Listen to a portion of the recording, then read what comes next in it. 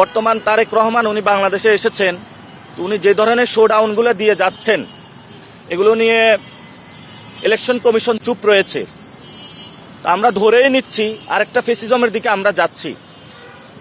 তো এখনো যারা বাংলাদেশের মানুষ আছেন, আমরা আপনাদের কাছে যাব, বিবেকের কাছে যাব, আপনারা প্রশ্নগুলো তুলবেন। বিএনপি যে ধরনের শোডাউনগুলো দিয়ে যাচ্ছে, ছবির মোহনা দিয়ে যাচ্ছে, আমরা খালেদা জিয়ার প্রতি শ্রদ্ধা রাখি, কিন্তু খালেদা জিয়া শুধু বিএনপির নয়, বাংলাদেশের সকল মানুষের। কিন্তু খালেদা জিয়াকে ব্যবহার করে কেউ যদি নির্বাচনী ফায়দা হাসিল করতে চায়, এটা বাংলাদেশে সঠিক না, এটা খালেদা জিয়ার প্রতি অসম্মান করা হয়।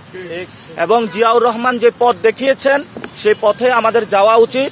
বাংলাদেশ পুনর্গঠনে উনি 19 দফা দাবি দিয়েছিলেন, যে 19 দফা দাবিতে অর্থনৈতিক বৈষম্য দূর করে কিভাবে বাংলাদেশ গঠন করা যায় সেই কথাগুলো বলেছেন। কিন্তু আমরা আজকে যেটা দেখছি দুঃখজনকভাবে